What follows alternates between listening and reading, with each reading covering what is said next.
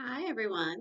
We're going to talk about how to introduce your foster dog to your resident dogs. I tried to find a video that I liked online and I thought they were too long or not as helpful, so I'm creating my own and hopefully this will help us in the future and I will work on making the videos better. So, the first thing we want to do when we bring a foster dog home is we want to make sure we have a way to separate them. In our house, we have a kennel set up in our office, and that is where we can close the door or use a baby gate. So that allows us to separate the dogs as needed.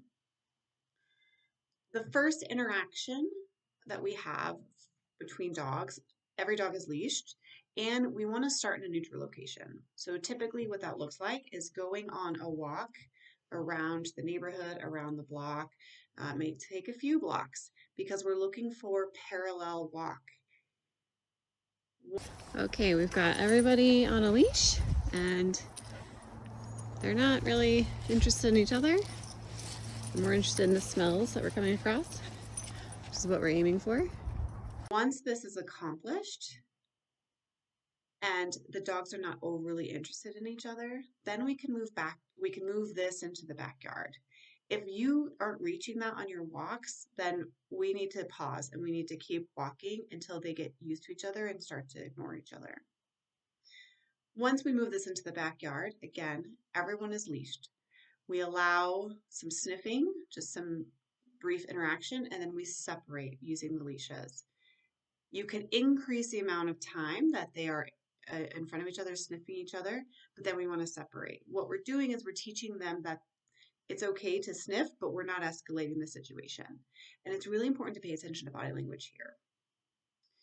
Over time, you're going to increase the amount of face-to-face interaction. Once their body is relaxed, then you might drop one leash. Usually it's our resident dog leash, but it's usually whoever the culprit, the troublemaker is, you want to keep them leashed. We might drop that leash and give one dog a little bit more freedom. But this takes time. This can take hours, days, and you don't want to force it. These dogs come from very stressful situations, so it can take days to reach this place.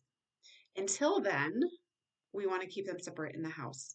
Eventually, once they're more comfortable in the yard and you're seeing relaxed body language, then you can move the same process into the house. So again, every dog is leashed. You allow a little bit of sniffing. They can get a little playful, but we don't want it to escalate. So we're going to pull them apart before it escalates. And then over time, this amount of time that they're together will increase.